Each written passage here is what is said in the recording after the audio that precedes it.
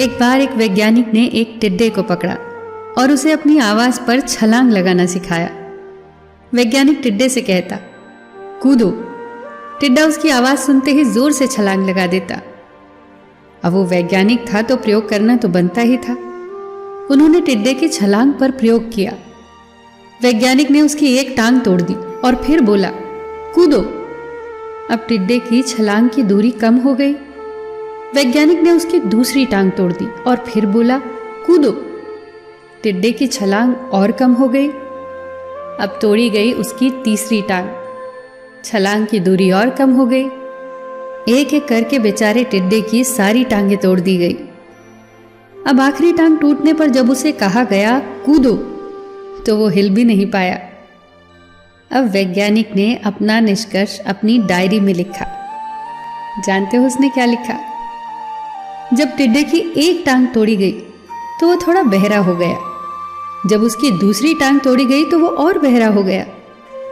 हर टांग टूटने के साथ वो और बहरा होता गया और सारी टांग टूटने के बाद वो बिल्कुल बहरा हो गया।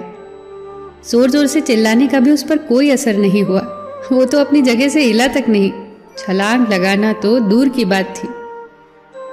इस कहानी को सुनकर सभी को ऐसा ही लग रहा है ना कि क्या मूर्ख वैज्ञानिक था। इतनी सीधी सी बात उसे समझ नहीं आई। या कुछ लोग ये भी सोच रहे होंगे कि ये तो किसी बच्चे को भी पता है कि टिड्डे की छलांग उसकी टांग टूटने की वजह से कम होती जा रही थी, ना कि वो बहरा हो गया था।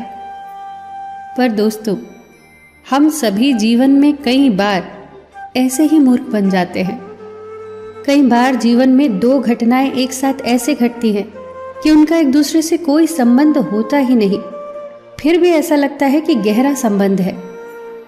कभी कभी दिखता कुछ और है, हमें समझ कुछ और आता है और वास्तव में होता कुछ और है। इसीलिए अगर पछताना नहीं है तो जीवन में जल्दबाजी में कोई निर्णय न ले। हमेशा समझबूझ का इस्तेमाल करें, सावधानी बरतें, नतीजे सोच विचार कर ही निकालें। दोस्तों, आपको ये छोटी छोटी कहानियाँ और उनकी सीख कैसी लग रही है, हमें कमेंट सेक्शन में ज़रूर बताइएगा।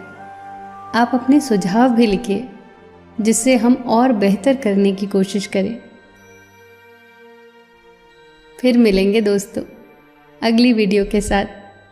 तब तक के लिए अपना ख्याल रखना और हमेशा मुस्कुराते रहना।